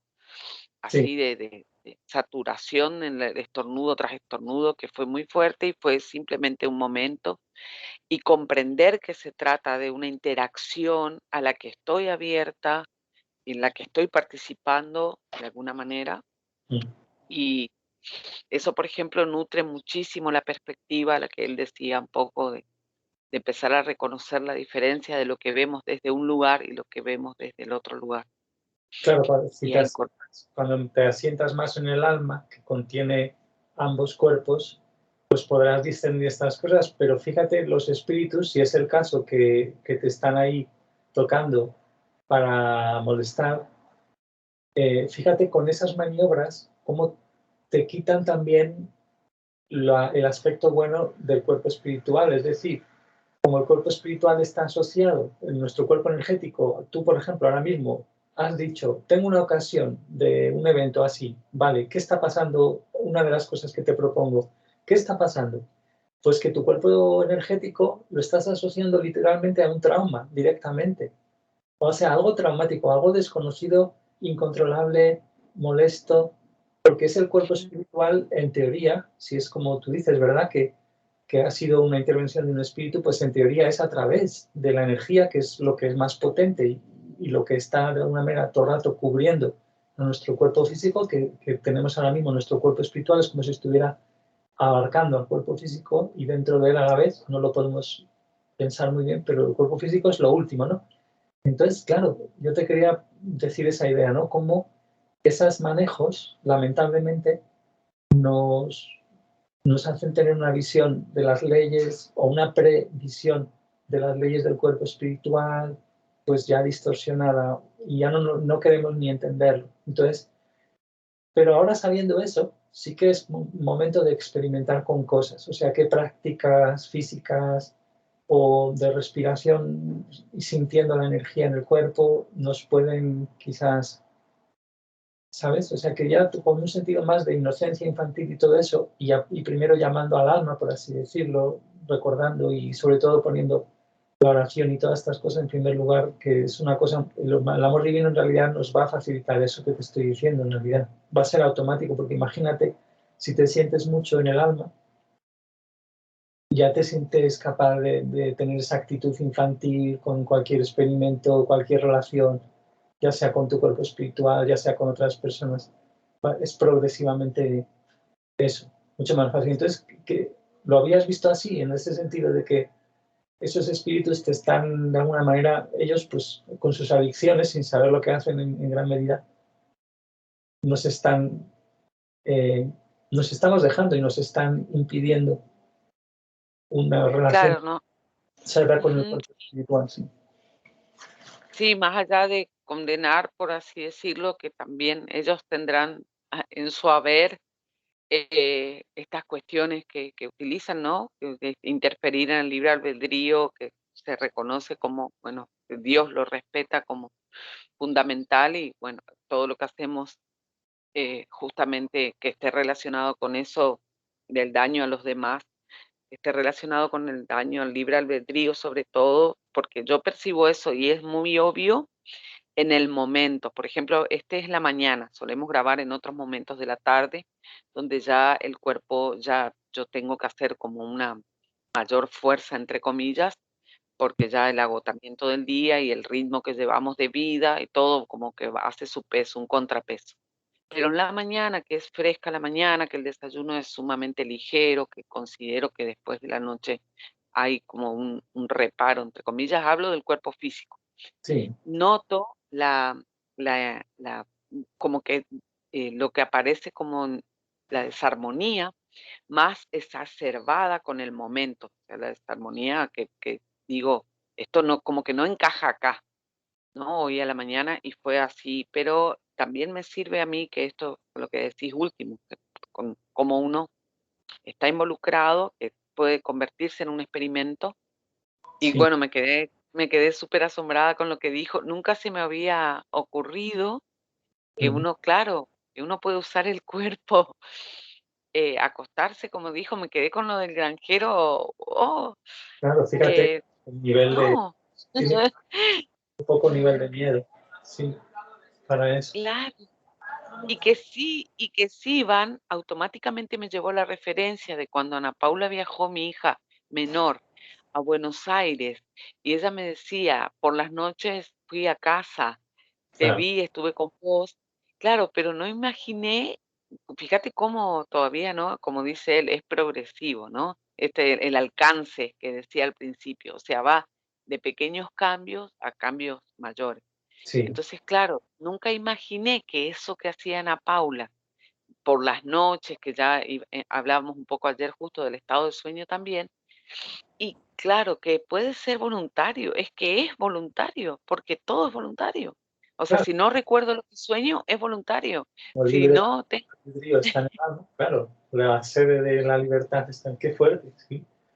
sí, claro. Pero, Entonces él dice esto ahora y dice, va y se acuesta en la cama y, digamos, y hace ese movimiento consciente de separar y, bueno, me pone piel de gallina, quedé, porque justo cuando vos me decís, bueno, hacemos hasta aquí, y yo te dije, no, no, porque era como, y ahí cuando leo el subtítulo, no va a seguir, pero me quedé con un estupor así.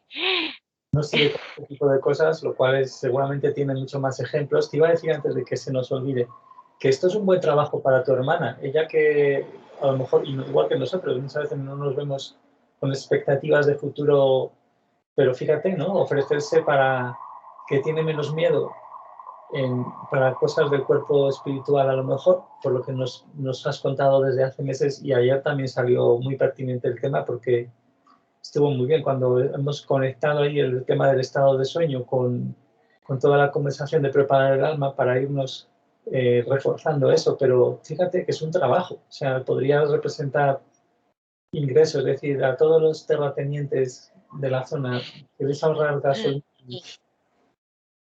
Y yo me recuesto y les digo, ¿cuál es la cerca rota? ¡Guau! ¡Qué maravilla! Además, Ujú. con visión nocturna, porque claro, el cuerpo espiritual, eso ya se rige por la luz del sol. Claro, sí, pues, qué hermoso, qué hermoso. Suena a jugar, ¿viste? Sí, pero no te da miedo a más. Pero, bueno, saber que es voluntario. Sí, totalmente. Y Sí, él lo dijo, claro, sí. claro, porque cuando saber que es voluntario, Iván, que como decías, el uso de la libertad básicamente te implica toda la responsabilidad que uno asume, que no la queremos. Por eso es que en realidad, o sea, todo esto que nos pasa, que él abre, decir, pero no, podrías no enfermarte, podrías no morir, podrías no envejecer. Elegimos la fe en el error, que es el escepticismo, porque justamente involucrarnos en este trabajo, como dijiste bien, es lo que de alguna manera estamos, la aversión a la verdad, básicamente, ¿sí? Ujú. Sí, el ir con la corriente y lo cómodo y al final pues son las heridas. Sí, Resignar, quedan unos minutillos. ¿Cómo vas? Para las cuatro. súper bien. La, No, no, súper bien. Lo que te quería decir también es que esta mañana te conté lo de la muerte y viste cuando dice, decíamos, no sé en cuál de todos, de los que hablamos, creo que era comunicarse con Dios. Dios no deja preguntas sin responder.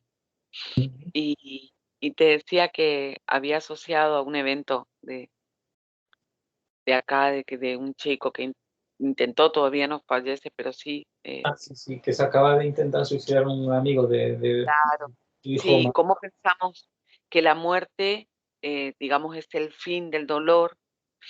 Y básicamente, bueno, este desconocimiento y que en definitiva el dolor, yo le decía ayer a mi hija, el dolor es el inmenso de no ser quienes somos, porque Claro, incluso ser el alma, le decía yo a Ana Paula, que ni siquiera incluye a Dios, porque Dios consideró al darnos libre albedrío la posibilidad de no elegir una relación con Él, pero podés llegar a ser el humano perfecto, que es de donde venís, digamos, a ese nivel del alma, a vivir la felicidad acorde a esa, a esa situación en la que vivís, digamos, a tu decisión, a un nivel de felicidad, sí, del humano perfecto y a experimentar el amor como humano perfecto y en base a esa decisión que tenés. Pero le digo, duele muchísimo y se vuelve insoportable no ser quienes somos, porque realmente un poco de esta lógica que ahora voy descubriendo tiene que ver con eso, ¿no? Con la deuda, entre comillas, que nos tenemos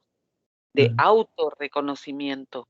Entonces, claro, sí, el dolor se vuelve insoportable. Calculo, por eso uno cree que morir eh, te claro, libera, entre comillas.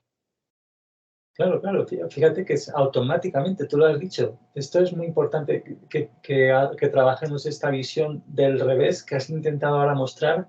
Es fantástico porque es muy gráfico porque nada más nacer ya estamos ejerciendo los regalos de autoconciencia Y bueno, del libre albedrío ya no tanto al principio, pero ya estamos haciendo todo eso en un ambiente que es doloroso en sí mismo para el alma, claro, porque no está hecha para desarrollarse autoconscientemente Es- entre mogollón de miedos y de todo esto que se absorben a ella inmediatamente en el alma. Y que por eso como que se queda como un potencial muy lejano, lo que ya es el potencial de hombre y mujer perfecto, natural, que has dicho.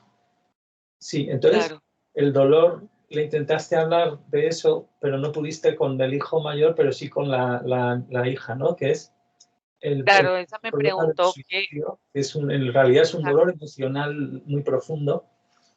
ujú, sí, sí, y cómo ella no podía comprender, digamos, pero también entiendo yo, por ejemplo, que si fuman, que no lo ven ellos, ¿no? Que no ven al fumar, que te contaba eso como un acto justamente de suicidio en gotas, Mm. o a otro tipo de acciones en las que ponemos en riesgo la vida, Y que también, por ejemplo los porque con deportes esas acciones extremos. también estamos mostrando, déjame meter ese ingrediente, cuando esas acciones y también con lo del ceder al suicidio, ya no es solo el dolor emocional en el alma de la persona que fuma o que, sino que esas acciones verifican esa entrega de la autoconsciencia y la libertad a los espíritus que están pegados ahí. Entonces, sí, perdona. Sí, sí, sí. Eso justamente es lo que yo le conté de la influencia, porque le dije: "No lo hace solo", le dije. Ah, Entonces está asociado, y ahí le conté, y están todo el tiempo diciendo: "Mátate, mátate, es lo mejor, es el final, es el camino". sí. Y claro, sí, justamente instigando constantemente, porque ella me preguntaba cómo puede ser alguien capaz de tirarse, porque de la forma en que sea, ¿no? Pero a ella le parecía algo tan atroz en sí mismo, digamos. Entonces me dijo, incluso lo llamó valentía, Ana Paula. Yo le dije, no, no, sí, sí hay digamos, no sé, yo lo llamé coraje, como una fuerza.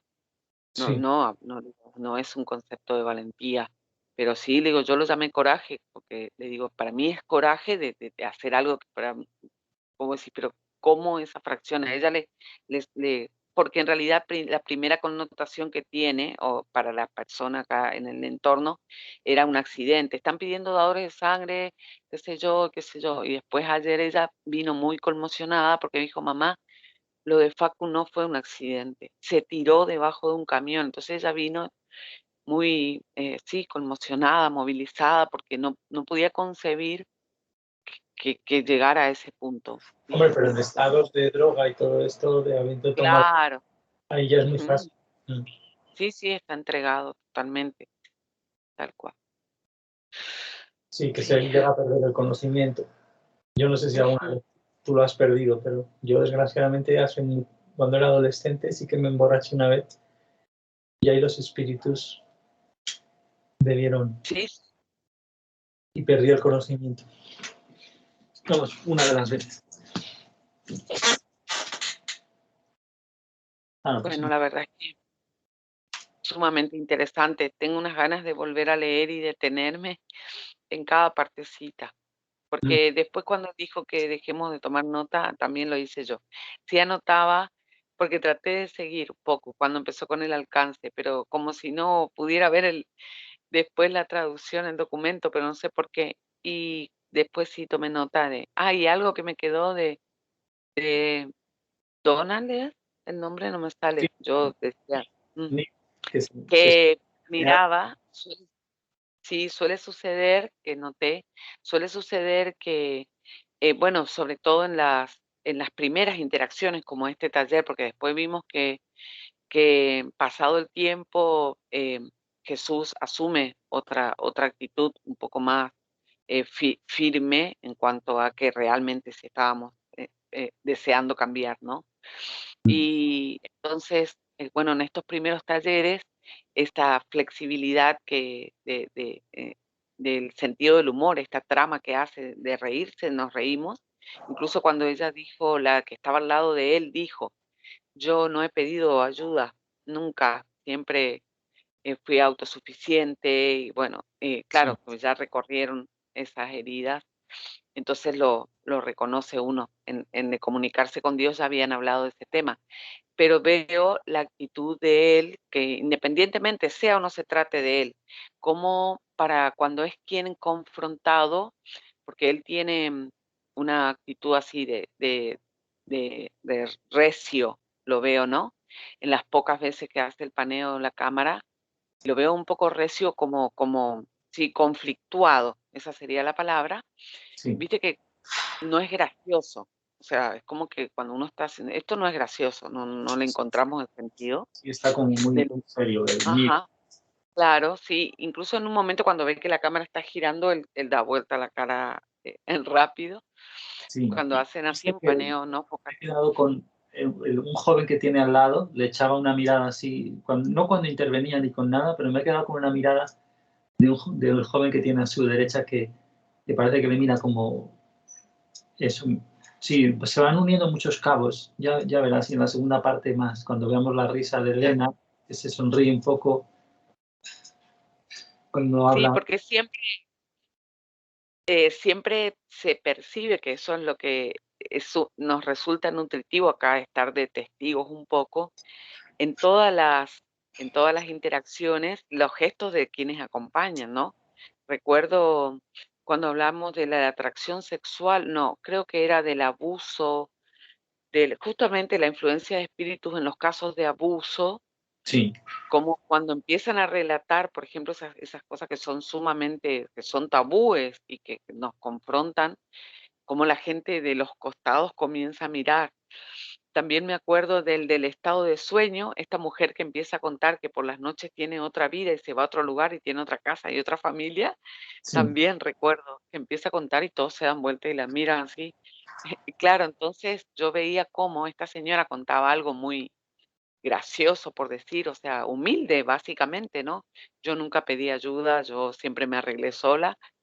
Y claro, y él no participa así, no acompaña ni siquiera con mirar, ni tampoco con la risa final de sonríe Jesús, mm, porque sí, sentí que era un comentario humilde de decir, claro, sí, reconozco esta mi verdad, digamos, un poco. sí. Y la voz, yo creo que hay registros, pero eso no lo he buscado. Yo le he oído una vez, creo, o dos, en algún audio, pero no mucho rato, al mismo Walsh este, y la voz me suena, pero no mucho. No, porque no le oí casi, pero yo creo que es muy fácil de Yo, detectar. bueno, hablando de humildad y, y reconocer, bueno, yo busqué, lo tengo acá abierto en la compu, y me guié por su nariz. Es una Sí, nariz hermosa, muy, muy hermosa, digo así, la veo respingada, no es respingada, no, es recta. pero sí. Y, pero sí, por eso yo dije, como para saber, pero sí, aparte trata de no mirarla. Te digo que ahora hace un ratito, antes de terminar, en un paneo que hacen, él ve la cámara moverse por lo que veo y automáticamente da vuelta al rostro.